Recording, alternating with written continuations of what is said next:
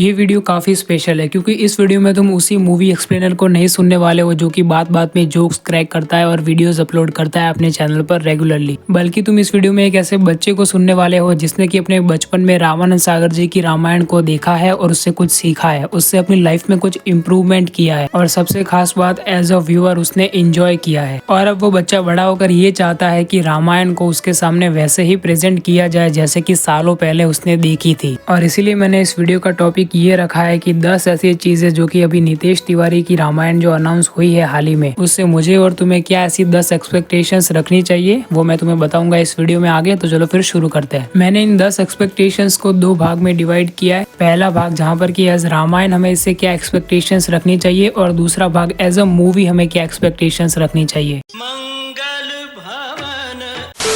तो सबसे पहले बात करते हैं कि रामायण के पर्सपेक्टिव से हमें इस मूवी से क्या उम्मीदें हैं। सबसे पहली चीज है कैरेक्टर्स की डेप्थ। देखो रामायण कोई ऐसी सिंपल स्टोरी नहीं है जहाँ पर कि एक हीरो है और एक विलन है और उन दोनों के बीच में लड़ाई होती है। नहीं, बिल्कुल ऐसा नहीं है। रामायण के हर एक कैरेक्टर की अपनी एक अलग स्टोरी है। हर एक कैरेक्टर अपनी बैक स्टोरी रखता है, यहाँ तक कि फ्यूचर की स्टोरी भी रखता है कि आगे चलकर उसके साथ क्या होने वाला है। और हर एक कैरेक्टर अपना एक मोटिव भी रखता है। हिंदी में बोले तो अपना एक उद्देश्य रखता है जिससे कि वो प्रभु श्री राम के कार्य में सहायता कर सके। तो इसीलिए इन सारे कैरेक्टर्स को डेप्थ के साथ दिखाना काफी जरूरी हो जाता है। हाँ, अब इतनी विशाल महागाथा के इतने सारे कैरेक्टर्स को डेप्थ के साथ दिखाना सिर्फ 2 मूवीज में ये तो पॉसिबल नहीं है, लेकिन यहाँ पर रामायण के कुछ मेन कैरेक्टर्स जैसे कि भगवान श्री राम, लक्ष्मण, माता सीता, हनुमान जी, इन कैरेक्टर्स के ऊपर तो काफी अच्छे से ध्यान दिया जा ही सकता है। अब भाई लोग दूसरी चीज है लैंग्वेज। लैंग्वेज एक ऐसी चीज है जिससे कि यहाँ पर रामायण के साथ कनेक्ट कर सकती है ऑडियंस। कोई जरूरत नहीं है आज की जनरेशन के लिए मूवी बनाने की जैसे कि आदि पुरुष बनाई थी। उसकी सबसे बड़ी दिक्कत थी उसकी लैंग्वेज। और भी कई सारी बड़ी दिक्कतें थी आदि पुरुष में, लेकिन लैंग्वेज उनमें से काफी बड़ी दिक्कत थी। और इसलिए नितेश तिवारी से हम ये उम्मीद कर सकते हैं कि वो रामायण मूवी में एकदम शुद्ध हिंदी का प्रयोग करेंगे। अब ये नहीं बोल रहा कि पूरी तरीके से संस्कृत में ही बना दो क्योंकि ओरिजिनल रामायण तो संस्कृत में ही है ना, लेकिन रामानंद सागर जी ने जैसे शुद्ध हिंदी का प्रयोग किया था उनकी रामायण में, तो फिर कैसे कनेक्ट हो गए थे हम, बिल्कुल वैसा ही। और पता है इसके लिए मेकर्स को ये ख्याल दिमाग से हटाना पड़ेगा कि ये जो जनरेशन है उसको शुद्ध हिंदी समझ में नहीं आएगी, बोरिंग लगेगी। ऐसा नहीं है भाई, यहाँ पर शुद्ध हिंदी को समझने वाले भी कई लोग हैं और समझाने वाले भी कई लोग हैं। अभी अभी लॉकडाउन में ही रामानंद सागर जी की रामायण इतनी ट्रेंड में चल रही थी, जेनजी जनरेशन ने वहीं से सीख ली भाई शुद्ध हिंदी। और ये कोई मजाक नहीं कर रहा हूँ, सीरियसली। तुम एग्री करते हो या नहीं कमेंट्स में लिख के बताओ। अब तीसरी चीज है कि यहाँ पर मूवी की स्टोरी लाइन में ओरिजिनल रामायण को ही फॉलो किया जाए। भाई यार सही बता रहा हूँ, कोई भी जरूरत नहीं है इस जनरेशन के लिए रामायण के जो एक्चुअल इवेंट्स थे उनको चेंज कर दिखाने की या फिर उनको मॉडिफाई करने की या फिर उनको एनहेंस करने की। कुछ भी ऐसा करने की जरूरत नहीं है। सीधा सीधा जो ओरिजिनल रामायण के सारे इवेंट्स है उनको जितना दिखा सको अपनी मूवी में उतना अच्छे से दिखाने का। क्योंकि यहाँ पर एक छोटी सी भी चीज ऐसी निकल गई ना जिससे कि ऑडियंस को ऐसा लगा कि उनके सेंटिमेंट्स हर्ट हो रहे हैं, तो वो हर्ट हो जाते हैं भाई, और बहुत जल्दी हो जाते हैं ऐसी सारी चीजों में। तो वैसे नितेश तिवारी काफी अच्छी रिसर्च तो करेंगे ही, इतना तो विश्वास है मुझे, लेकिन फिर भी अगर रिसर्च ही करनी हो तो रामानंद सागर जी की रामायण को देखना काफी एक अच्छी चॉइस हो सकता है। अब यारो चौथी और सबसे इम्पोर्टेंट चीज है, रामायण के जितने भी सारे क्रिएचर्स और कैरेक्टर्स है उनको बिल्कुल उसी शेप में दिखाया जाए जैसा कि वो एक्चुअल वर्णन मिलता है हमें ओरिजिनल रामायण में। दशानन रावण के 10 सरों को दिखाना काफी जरूरी है। इसका मतलब ये नहीं कि पूरी मूवी में वो 10 सर ही लेकर घूम रहे हैं। मूवी के बीच में उन 10 सरों को प्रकट होने का एक रीजन देना पड़ेगा, ऐसे ही किसी को डराने के लिए नहीं।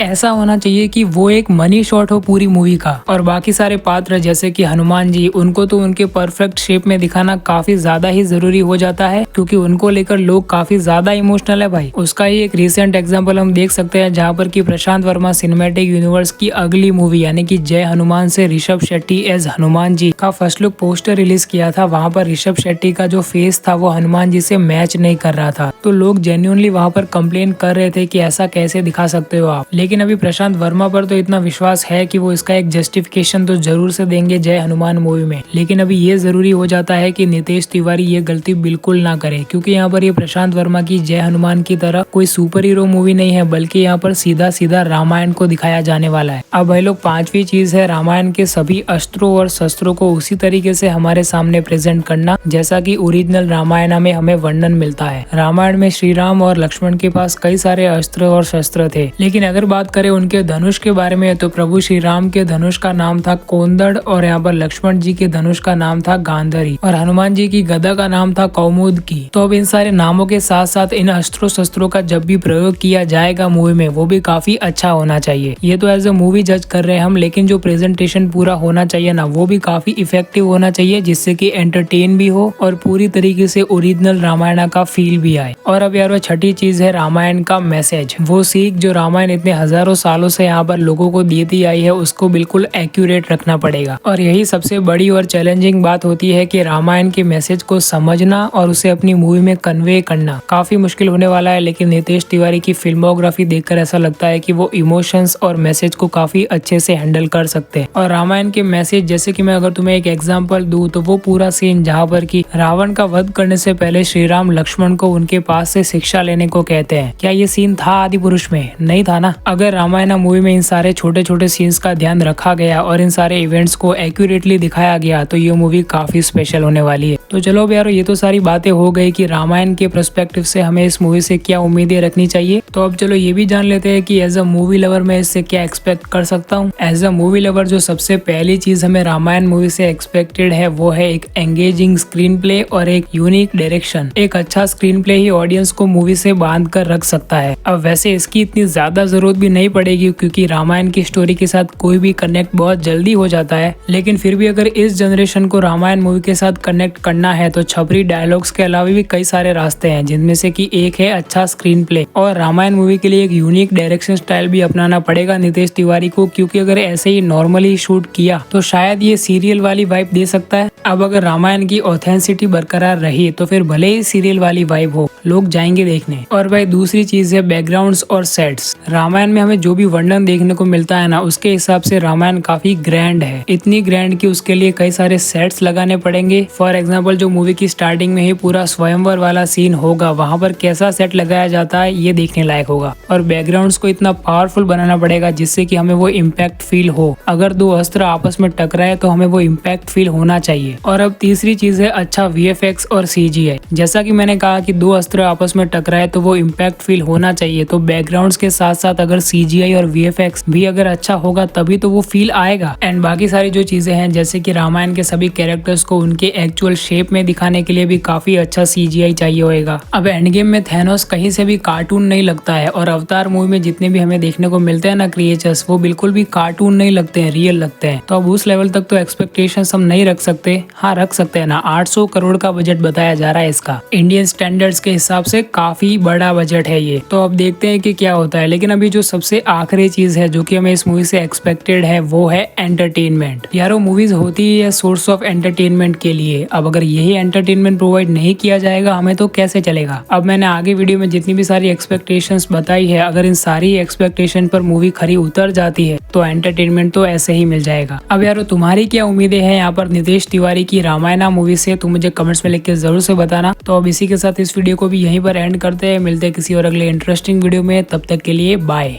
And like share subscribe.